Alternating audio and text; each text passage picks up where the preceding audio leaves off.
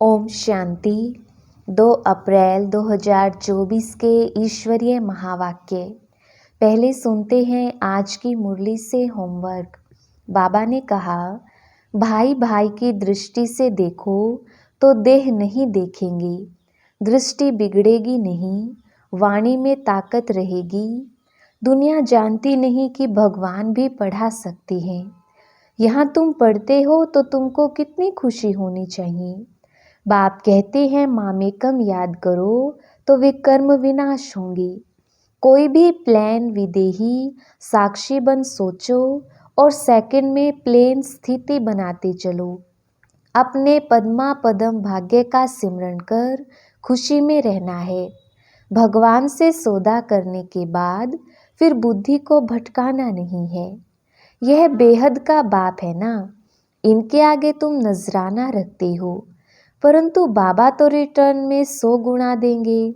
तो मैंने दिया, यह ख्याल कभी नहीं आना चाहिए। हमेशा समझो हम तो लेते हैं, वहाँ तुम पदम पति बनेंगे। और अब सुनते हैं ईश्वरीय महावाक्य विस्तार से। मुरली का सार। मीठे बच्चे, और संग तोड़ एक संग जोड़ो, भाई भाई की दृष्टि से देखो तो देह नहीं देखेंगे, दृष्टि बिगड़ेगी नहीं, वाणी में ताकत रहेगी। प्रश्न, बाप बच्चों का कर्जदार है या बच्चे बाप के? उत्तर, तुम बच्चे तो अधिकारी हो, बाप तुम्हारा कर्जदार है। तुम बच्चे दान देते हो तो तुम्हें 1 का 100 गुना बाप को देना पड़ता है। ईश्वर अर्थ तुम जो देते हो दूसरे जन्म में उसका रिटर्न मिलता है। तुम चावल मुट्ठी देकर विश्व का मालिक बनते तो तुम्हें कितना फ्राक दिल होना चाहिए। मैंने बाबा को दिया, यह ख्याल भी कभी नहीं आना चाहिए। ओम शांति।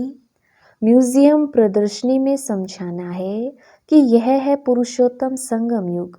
समझदार तो सिर्फ तुम ही हो, तो सबको कितना समझाना पड़ता है कि यह पुरुषोत्तम संगम युग है। सबसे जास्ती सर्विस स्थान है म्यूजियम। वहाँ बहुत आते हैं, अच्छे सर्विसेबल बच्चे कम हैं। सर्विस स्टेशन सब सेंटर्स हैं।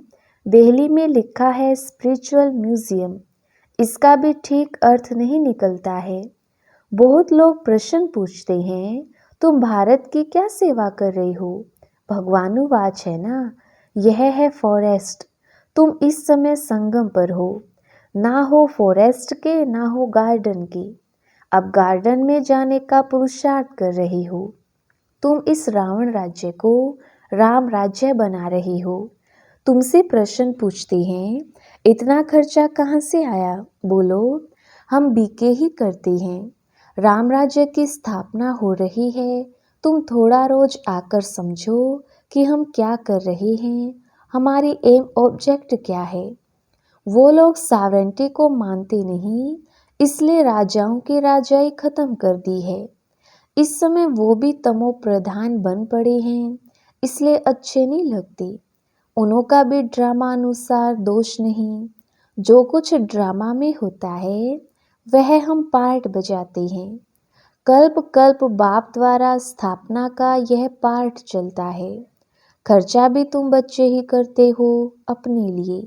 श्रीमत पर अपना खर्चा कर अपने लिए सतयुगी राजधानी बना रहे हो, और किसको पता भी नहीं है। तुम्हारा नाम मशहूर है, अननोन वॉरियर्स।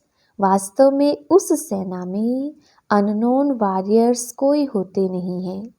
सिपाही लोगों का रजिस्टर रहता है ना। ऐसा हो ना सके जिसका नाम नंबर रजिस्टर में ना हो। वास्तव में अननोन वॉरियर्स तुम हो। तुम्हारा कोई रजिस्टर में नाम नहीं। तुमको कोई हथियार पवार नहीं। इसमें जिस्मानी हिंसा तो है नहीं। योग बल से तुम विश्व पर जीत पाते हो। ईश्वर सर्वशक्तिमान है ना। याद से तुम शक्ति ले रहे हो। सतो प्रधान बनने के लिए तुम बाप से योग लगा रही हो। तुम सतो प्रधान बने तो राज्य भी सतो प्रधान चाहिए। सो तुम श्रीमत पर स्थापना करते हो। इनकॉग्निटो उनको कहा जाता है जो हैं परंतु देखने में ना आए। तुम शिव बाबा को भी इन आँखों से देख नहीं सकती। तुम भी गुप्त तो शक्ति भी तुम गुप्त ले रहे हो।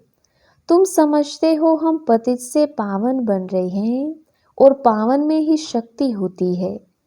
तुम सतयुग में सब पावन होंगे। उनके ही 84 जन्मों की कहानी बाप बतलाते हैं। तुम बाप से शक्ति ले, पवित्र बन, फिर पवित्र दुनिया में राज्य भाग्य करेंगे।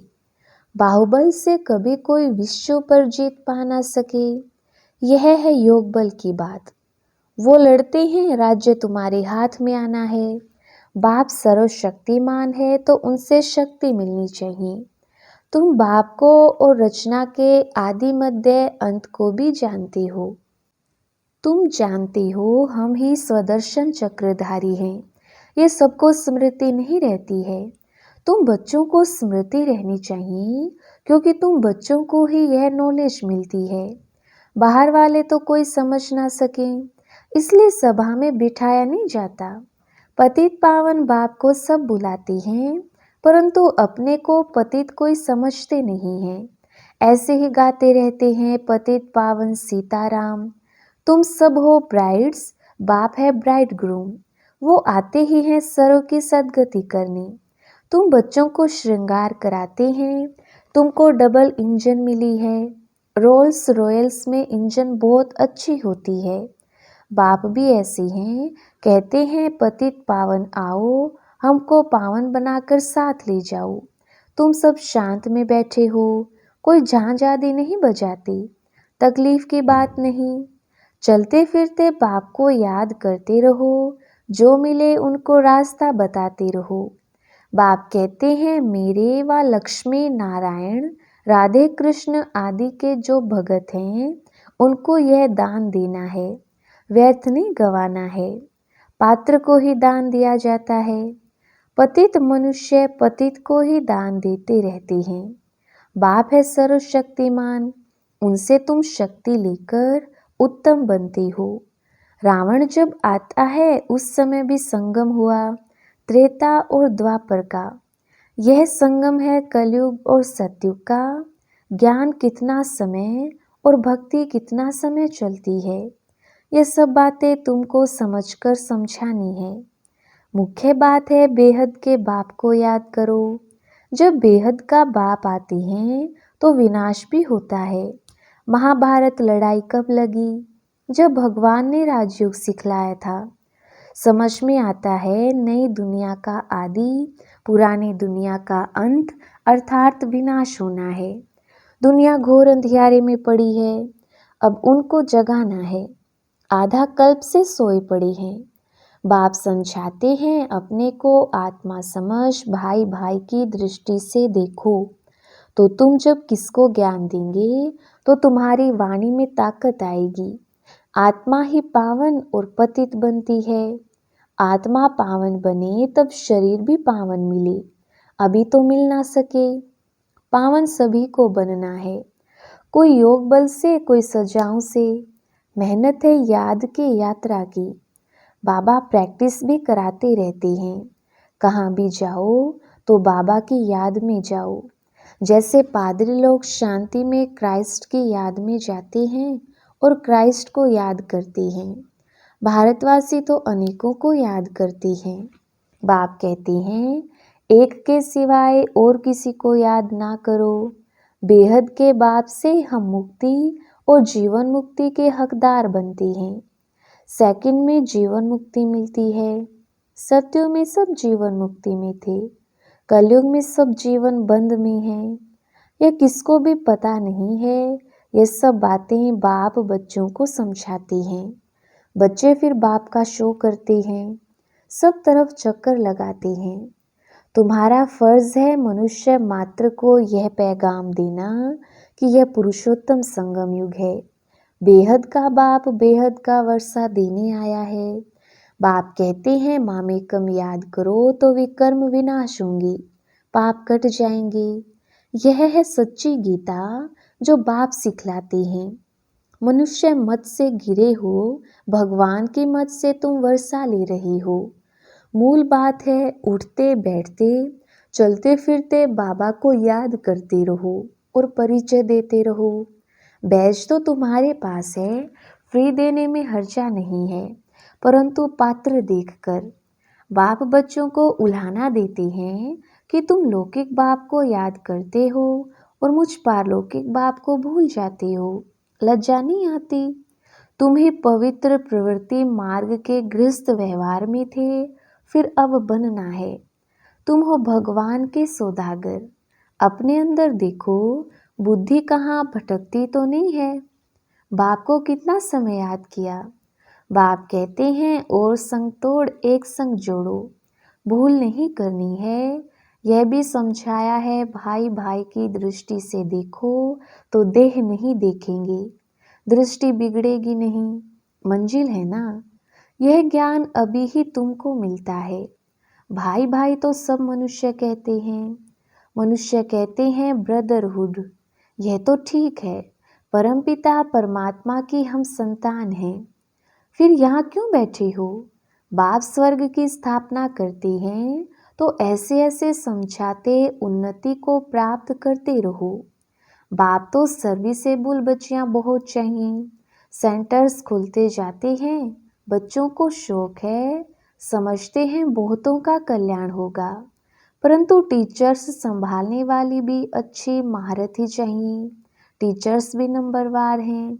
बाबा कहते हैं जहाँ लक्ष्मी नारायण का मंदिर हो, शिव का मंदिर हो, गंगा का कंठा हो, जहाँ बहुत भीड़ होती हो, वहाँ सर्विस करनी चाहिए। समझाओ। भगवान कहते हैं काम महाशत्रु है। तुम श्रीमत प्रमाण सर्विस करते रहो। यह तुम्हारा ईश्वरीय परिवार है। यहाँ 7 रोज भट्टी में आकर परिवार के साथ रहते हो। तुम बच्चों को बहुत खुशी होनी चाहिए। बेहद का बाप जिससे तुम पद्मा पदम भाग्यशाली बनते हो। दुनिया जानती नहीं कि भगवान भी पढ़ा सकते हैं। यहाँ तुम पढ़ते हो तो तुमको कितनी खुशी होनी चाहिए। हम ऊंचते ऊंच जाने के लिए पढ़ रहे हैं। कितना फ्राक दिल होना चाहिए। बाप के ऊपर तुम कर्ज चढ़ाते हो। ईश्वर अर्थ जो देते हो, दूसरे जन्म में इनका रिटर्न लेते हो। बाबा को तुमने सब कुछ दिया तो बाबा को भी सब कुछ देना पड़ेगा। मैंने बाबा को दिया, यह कभी ख्याल नहीं आना चाहिए। बहुतों के अंदर चलता है, हमने इतना दिया, हमारी खातिरी क्यों नहीं हुई। तुम चावल मुट्ठी देकर विश्व के बादशाही लेते हो। बाबा तो दाता है ना। राजाएं रॉयल होते हैं। पहले पहले जब मुलाकात होती है तो हम नजराना देते हैं। वे कभी हाथ में नहीं लेंगे, सेक्रेटरी तरफ इशारा करेंगे। तो शिव बाबा जो दाता है वह कैसे लेंगे? यह बेहद का बाप है ना। इनके आगे तुम नजराना रखते हो, परंतु बाबा तो रिटर्न में 100 गुना देंगे। तो मैंने दिया, यह ख्याल कभी नहीं आना चाहिए। हमेशा समझो हम तो लेते हैं। वहाँ तुम पदमपति बनेंगे। तुम प्रैक्टिकल में पदम पदय भाग्यशाली बनते हो। बहुत बच्चे फ्राक दिल भी हैं तो कई मनहूस भी हैं। समझते ही नहीं हैं कि पद्मा पदमपति हम बनते हैं। हम बहुत सुखी बनते हैं। जब परमात्मा बाप गैर हाजिर है तो इनडायरेक्ट अल्पकाल के लिए फल देते हैं। जब हाजिर हैं तो 21 जन्मों के लिए देते हैं। यह गाया हुआ है, शिव बाबा का भंडारा भरपूर।